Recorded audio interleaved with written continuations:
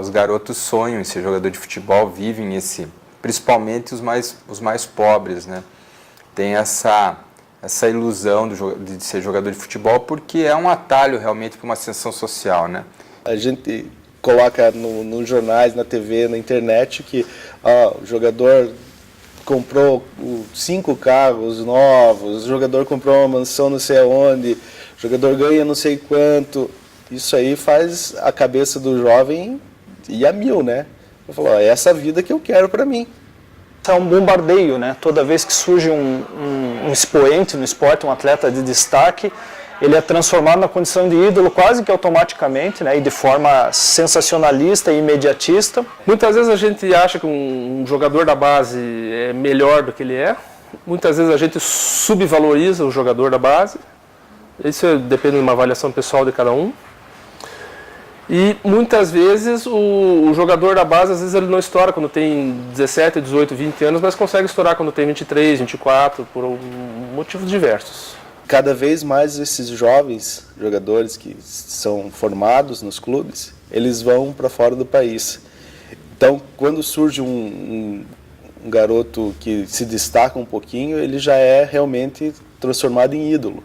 A tendência é pactuar com uma supervalorização da imagem, de uma figura nova, interessante, que já causa idolatria e simpatia, porque é um garoto revelado no clube. Então, normalmente, a primeira reação que se tem quando vê uma promessa, um jovem, é pactuar com aquelas expectativas que nem sempre se confirmam, em regra não se confirmam. A gente vê comentaristas esportivos, repórteres tratando o jovem como um atleta pronto, né? Às vezes um menino de 17 anos, 18 anos é cobrado como se ele fosse um profissional de 25, 26 anos com uma longa carreira.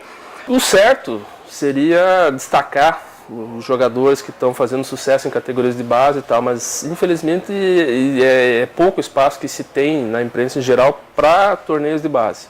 A gente prioriza o profissional, sempre. O jornalismo esportivo tem uma espécie de escala de prioridades. Assim, a prioridade é o jogo, o resultado do jogo, o pré-jogo, o pós-jogo, dali a 3 semanas tem outro jogo e tal. São poucas pessoas que tentam compreender como que um atleta é formado. Os profissionais dos clubes profissionais que a gente tem aqui no Brasil, eles têm um cuidado grande, há um trabalho sério que a gente sabe dos clubes para tomar cuidado com esses jovens, para não queimar, né, a expressão que se usa no meio do futebol, você não queimar o garoto, não jogar ele na fogueira tão cedo, né, preparar principalmente o emocional, né.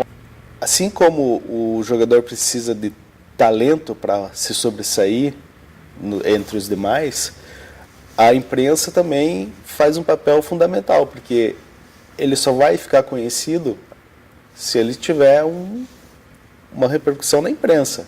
É um pecado você aguçar essa expectativa, né?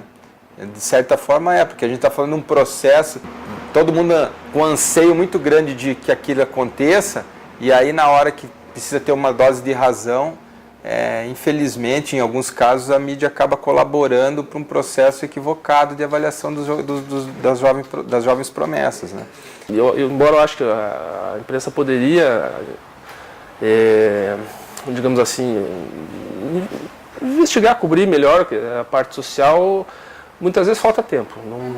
Às vezes fica impossível fazer alguma coisa nesse sentido. A imprensa está limitada, raramente você vê matérias em que o jornalista teve tempo para pensar, teve tempo para discutir com outros colegas. É muito raro se ter hoje em dia debate dentro da redação. Hoje você não vê nem conversa de corredor numa redação, uma conversa. Falta esse tipo de debate, de análise para surgir esse tipo de pauta, né? A consequência da mídia é criar essa ilusão de que o futebol é esse conto de fadas. Então eu acho que a cobertura às vezes deixa a desejar, porque acaba colaborando com uma visão romântica do jovem que se consagra, que normalmente não é o que acontece. A regra é justamente o contrário, né? Eu acho que o jovem tem ainda esse sonho de virar jogador profissional, só que é um funil, né? De 500 que têm esse desejo, apenas 5, 6 vão realizar e chegar ao profissional e ganhar.